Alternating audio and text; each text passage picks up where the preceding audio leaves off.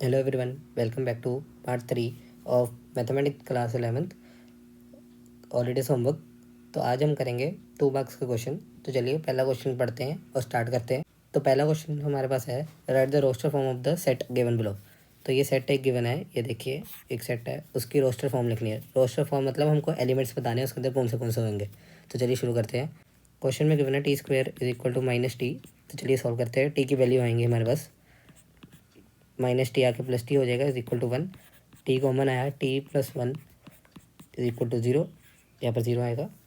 और T is equal to 0, T is equal to -1। तो हमारे पास दो वैल्यू आ गई। और उन्होंने कहा था कि टी जोन से वो जेड पे बिलोंग करेगा। जेड जोन से होते हैं उनको हम इंटीजर्स कहते हैं, याद रखिएगा, उनको हम इंटीजर्स कहते हैं। तो हमारा रोस्टर फॉर्म आ जाएगा 0, -1। इंटीजर आपको पता होंगे, -1, -2, -3, 0, 1, 2, 3, ये सारे जो होते हैं इंटीजर्स होते हैं इन्फिनिट तक। सेकेंड पार्ट देखते हैं। X such that x has exactly 4 possible factors for x less than 10। X less than 10 का मतलब ये होगा कि नंबरिंग स्टार्ट होएगी 1 से लेके 9 तक। तो इसमें जितने नंबर आएंगे उसके हमने बताना है कि 4 पॉसिबल फैक्टर किस नंबर के हैं। तो चलिए लिखते हैं हम हर एक नंबर के फैक्टर। पहले नंबर से स्टार्ट करते हैं। 1, 2, 3, 4, 5, 6, 7, 8, 9, सबके फैक्टर लिखते हैं। तो हमारे पास फैक्टर आएंगे 9 से स्टार्ट करते हैं। 9 के 1, 3, 9। 8 के फैक्टर आएंगे 1, 2, 4, 8, 1, 2, 4, 8। 7 के फैक्टर आएंगे 7 और 1। 6 के फैक्टर आएंगे 1, 2, 3, 6। 5 के फैक्टर आएंगे 5, 1। 4 के फैक्टर आएंगे 2, 4, 1। 3 के फैक्टर आएंगे 3, 1। 2 के फैक्टर आएंगे 1, 2। और 1 के फैक्टर तो अपने आप नहीं होगा 1। तो इसके नंबरिंग करते हैं हम, कितने फैक्टर है 1, 2, 2, 3, 2, 4, 2, 3 और 4। तो हमारे पास ऐसे दो नंबर निकले जिनके फैक्टर 4 ही है। और उसने पूछा था हमसे कि हैज़ एग्जैक्टली 4 पॉसिबल फैक्टर्स। तो ये एक ए नंबर है और एक ए नंबर है। तो हमारा जो सा रोस्टर फॉर्म होगी उसके अंदर हम लिखेंगे ऐसे 6, 8 इज़ द आंसर। ये होगा हमारा आंसर। चलिए नेक्स्ट क्वेश्चन मूव ऑन करते हैं। नेक्स्ट क्वेश्चन हमारे पास बहुत सिंपल सा क्वेश्चन है।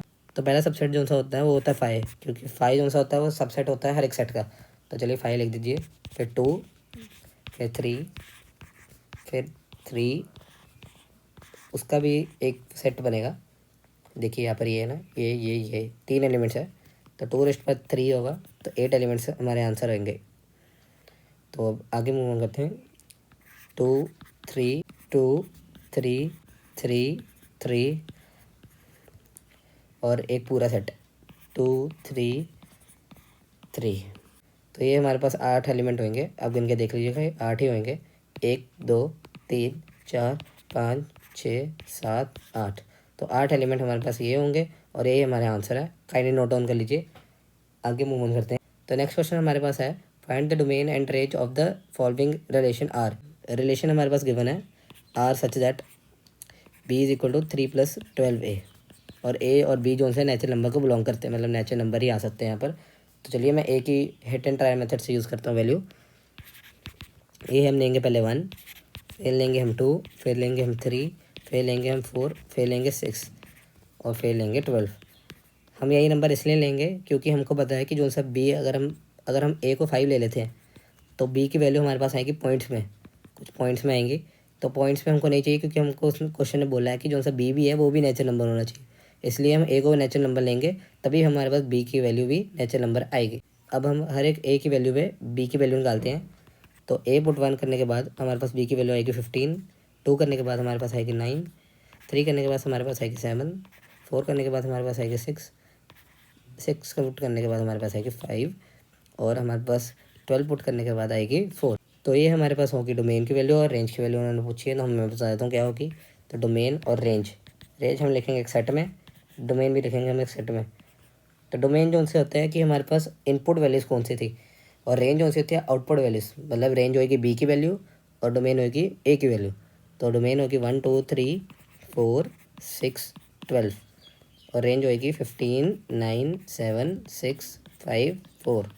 तो ये हमारे पास है आंसर।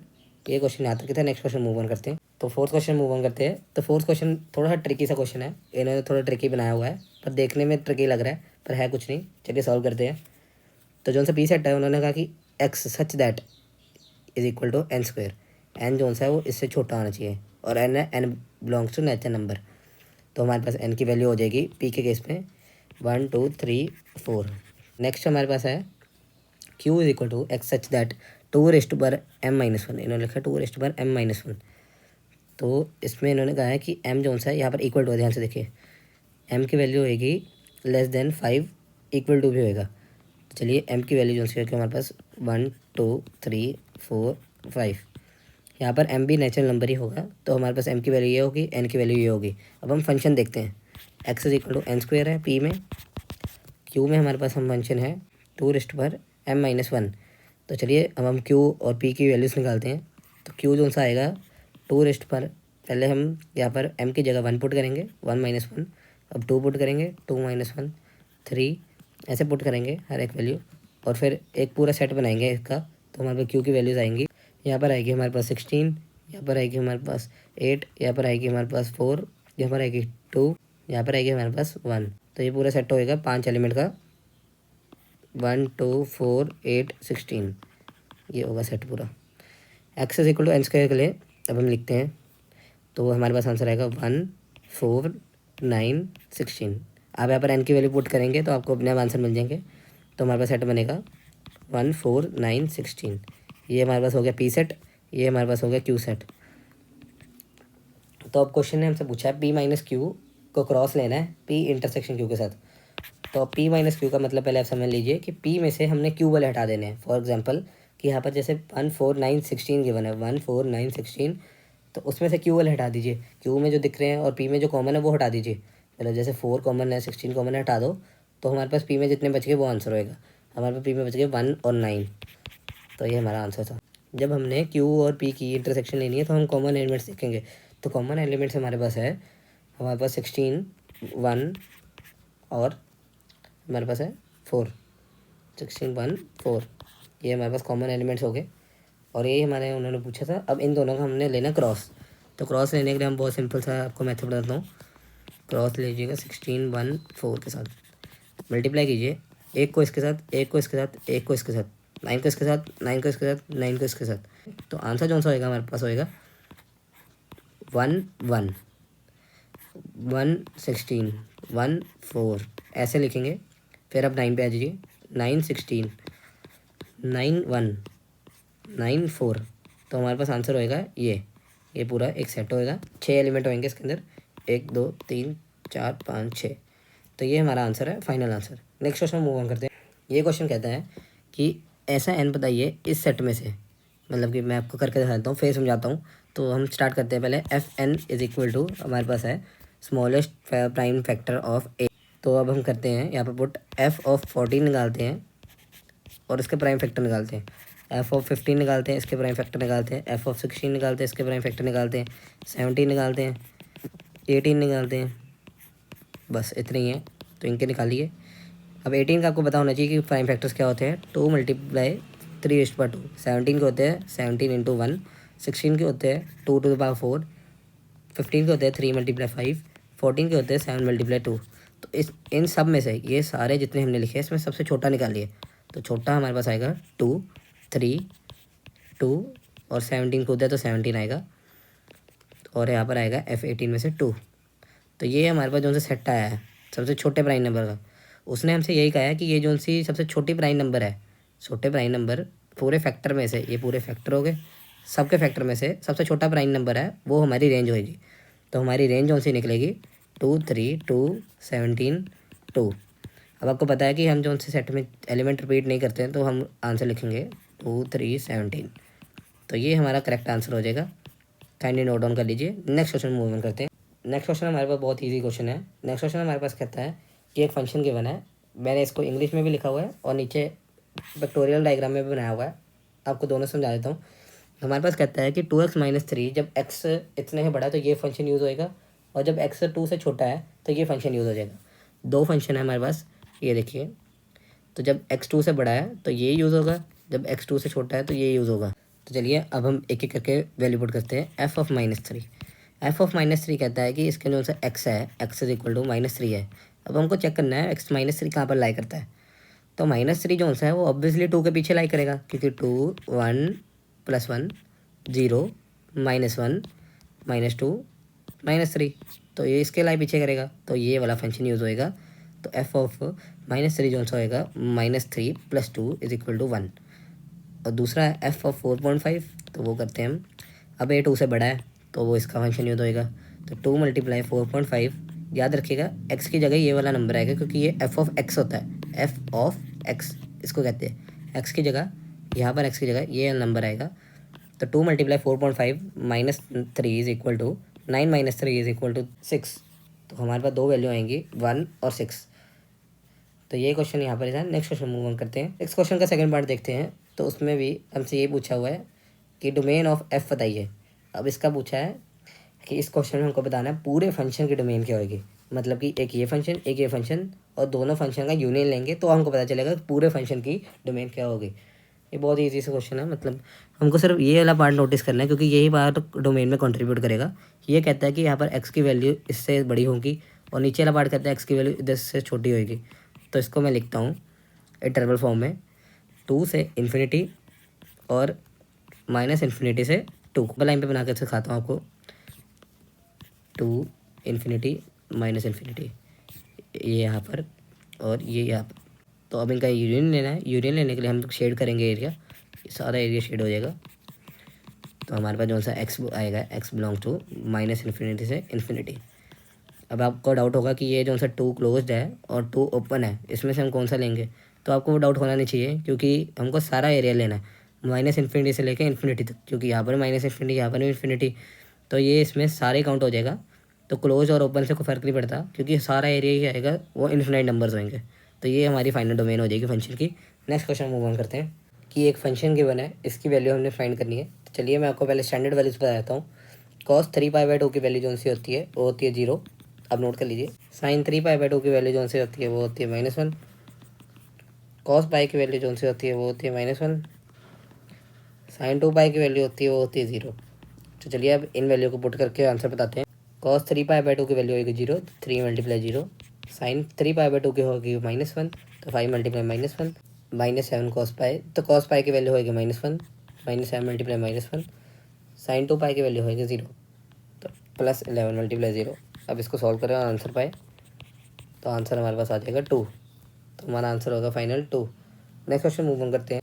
नेक्स्ट क्वेश्चन हमारे पास है, in a circle with diameter इतना, the length of the chord is इतनी, find the length of the minor arc subtended by this chord. बहुत सिंपल सा क्वेश्चन है। तो पहले हम लिखते हैं वैल्यूज जो गिवन हमको। डायमीटर जो सा है हमारे पास वो है 60 सेंटीमीटर का, और रेडियस जो सा आएगा वो उसका हाफ हो जाएगा 30 सेंटीमीटर का। तो जो सी कॉर्ड की लेंथ है वो भी 30 सेंटीमीटर है। Chord is equal to 30 centimetre, और रेडियस सेम है। ये देखिए कॉर्ड और रेडियस सेम है, तो वो इक्वलेटेड ट्रायंगल होगा। और जो सा उसका थीटा होएगा, मतलब जो अंदर उसके एंगल होएगा, वो हमारे पास होएगा 60 डिग्री। अब हम 60 डिग्री के लिए हम फाइंड करनी है इसकी आर्क लेंथ। यहाँ पर इन्होंने बोला है कि minor arc subtended by this cord, इसकी आर्क लेंथ फाइंड करनी है। तो आर्क लेंथ का जो सा फॉर्मूला होता है L इज इक्वल टू होता है आर थीटा, और इसके अंदर जो थीटा होता है वो रेडियंस में होता है। तो 60 डिग्री को रेडियन में कन्वर्ट करने के लिए हम करेंगे π/180 से मल्टीप्लाई। तो π/180 से मल्टीप्लाई करने के बाद आएगा π/3। तो π/3 रेडियन हमारा आंसर होएगा। थीटा की वैल्यू π/3 होएगी। तो हम यहाँ पर आर की और थीटा की वैल्यू पुट करते हैं और L फाइंड करते हैं। तो L हमारे पास आएगा 30 × π/180 × 60। तो ये जो सी वैल्यू है, इसकी वैल्यू हमको पता है कि जो सी होएगी वो होएगी ये। तो हमारा आंसर होएगा 10 π, और 10 π रफली अगर माने हम तो 31.42 सेंटीमीटर होएगा। मतलब कि ये होएगा जो सा माइनर आर्क की लेंथ होएगी वो इतनी होएगी। तो ये क्वेश्चन यहाँ पर ही था। नेक्स्ट क्वेश्चन मूव ऑन करते हैं। नेक्स्ट क्वेश्चन हमारे पास है, इन क्वाड्रिलेटरल की इतने दिए हुए हैं, फोर्थ एंगल हमने बताना है। तो अब यहाँ पर एंगल डिग्रीज में भी है और मिनट्स में भी है। तो आपको एक चीज़ पता होनी चाहिए कि जो सा 60 मिनट होता है वो हमारे पास होता है 1 डिग्री। तो चलिए अब हम स्टार्ट करते हैं। तो हम सबसे पहले प्लस करेंगे सबको, प्लस जो से हमको गिवन है, क्योंकि हमको पता है कि जो सा क्वाड्रिलेटर का एंगल्स का सम होता है वो होता है 360 डिग्री। और हमको बनाना है 360 डिग्री टोटल। ये हमारे पास है टोटल सम। तो एक मान लेते हैं 62.5 30 मिनट, 92 डिग्री 15 मिनट, और 110 डिग्री 45 मिनट। तो जो सा इन सबको प्लस करने के बाद हमारा आंसर आएगा वो आएगा 267 90 मिनट्स। तो 67 डिग्रीज 90 मिनट। तो आपको पता है कि जो सा 60 मिनट होता है वो 1 डिग्री के इक्वल होता है। तो अब हम इसको करें तो इसमें से 60 माइनस कर देंगे ताकि 1 डिग्री बन जाए। तो हमारे पास जो सा आंसर आ जाएगा वो आएगा 268 डिग्री और 30 मिनट्स। इसमें 30 बच गया ना। अब हमको इस नंबर को माइनस करना है 359 60 मिनट्स में से। अब आप बोलोगे कि ये 360 तो है ही नहीं, जो सा टोटल सम है। नहीं, ये 360 है, क्योंकि ये 60 मिनट्स 1 डिग्री होता है, मैंने आपको बताया। तो 1 डिग्री यहाँ पर आ जाएगा, यहाँ पर 1 डिग्री आ जाएगा, तो 360 हो जाएगा। तो अब इसको करेंगे माइनस, तो 268 में से 30 मिनट्स में से कर दिया माइनस इसको, तो हमारे पास आंसर आ जाएगा 91 डिग्री 30 मिनट्स। तो ये हमारा फाइनल आंसर होएगा कि इतना एंगल जो सा होएगा वो फोर्थ एंगल का मेजर होएगा। चलिए नेक्स्ट क्वेश्चन मूव ऑन करते हैं। नेक्स्ट क्वेश्चन हमारे पास बहुत सिंपल क्वेश्चन है। इफ tan थीटा और tan फाई गिवन है तो tan थीटा प्लस फाई के फॉर्मूला यूज़ करके हम आंसर पाएंगे। तो हमको उसका फॉर्मूला पता है, tan थीटा प्लस फाई लिख देते हैं। तो ये हमारा था फॉर्मूला। अब हम वैल्यूज पुट करते हैं और आंसर पाते हैं। तो ये हमारा फाइनल आंसर 17/6। तो चलिए नेक्स्ट क्वेश्चन मूव ऑन करते हैं। चलिए नेक्स्ट क्वेश्चन देखते हैं। इसमें हमको ये गिवन है और प्रूव करना है कि ये है। तो चलिए हम लेते हैं, हम पहले यूज़ करते हैं कि जो सा 8 थीटा हमारे पास गिवन है पाई के। तो अब इसमें से हम 1 थीटा को अलग कर लेते हैं, 7 theta is equal to pi ऐसे कर लेते हैं, और 7 theta is equal to pi minus theta कर लेते हैं। ठीक है, अब हम दोनों साइड कॉस लेते हैं। Cos 7 theta is equal to cos of pi minus theta. अब आपको पता है कि जो सा cos of pi minus theta होता है वो होता है माइनस कॉस थीटा, क्योंकि वो सेकंड क्वाड्रेंट में चल जाएगा और वो माइनस हो जाएगा। तो अब ये हमारे पास बन गई इक्वेशन। अब हम कॉस थीटा को इधर लेके आते हैं। Cos theta plus cos 7 theta, हमारे पास आंसर आ गया 0। और ध्यान से देखिएगा, हमको यही प्रूव करना था और ये हमारा क्वेश्चन यहाँ पर प्रूव हो जाता है। तो चलिए नेक्स्ट क्वेश्चन मूव ऑन करते हैं। इस क्वेश्चन में एक छोटी सी अप्रोच है, मतलब कि हमको पता है कि हमको कॉस और साइन में दिया हुआ है और टैन में लेके जाना है। तो सबसे हम पहले काम वो करते हैं कि इस पूरी इक्वेशन को हम लेके जाते हैं टैन में। तो टैन में कैसे लेके जाएंगे, कॉस 14 को minus sine 14, cos 14 plus sine 14, इसको डिवाइड देंगे हम कॉस 14 से दोनों साइड में। तो हमारे पास कॉस 14 को जब हम डिवाइड देंगे कॉस 14 ऐसे, माइनस साइन 14 कॉस 14 ऐसे करेंगे डिवाइड, कॉस 14 को इसको यहाँ पर भी कॉस 14 डिवाइड देंगे। ध्यान दीजिएगा मैंने स्प्लिट कर दिया नीचे से पहले, प्लस साइन 14 कॉस 14। तो हमारे पास जो सा बन जाएगा आंसर वो मैं यहाँ पर लिख देता हूँ, वो आएगा 1 माइनस tan 14 और 1 प्लस tan 14। अब हमको पता है कि जो सा 1 है हम उसको लिख सकते हैं tan 45, लिख दीजिए tan 45 minus tan 14, tan 45 plus 1 यहाँ पर भी है, ध्यान दीजिएगा 1 यहाँ पर भी है, तो इसको ऐसे लिख दिया।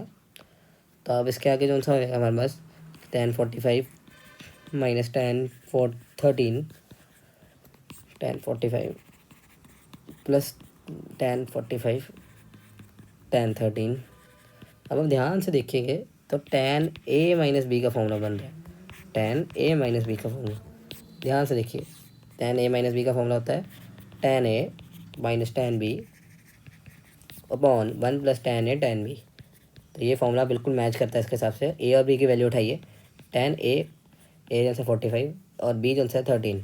अब इसको जब माइनस करेंगे और इसको आंसर पाएंगे तो आपको मिलेगा tan ऑफ 31 डिग्री। सॉरी, एक करेक्शन है कि यहाँ पर 13 की जगह 14 आएगा, मैंने थोड़ा गलत कर दिया। तो हमारे पास जो सा फाइनल आंसर आ जाएगा वो आ जाएगा tan ऑफ 31 डिग्री। तो ये थे हमारे पास 2 मार्क्स के क्वेश्चन। अगर आपको वीडियो पसंद आई है तो लाइक कर दीजिए और अपने फ्रेंड्स को शेयर करना ना भूलिए ताकि उनका हॉलीडेज होमवर्क सही टाइम पे कंप्लीट हो जाए। Thanks for watching.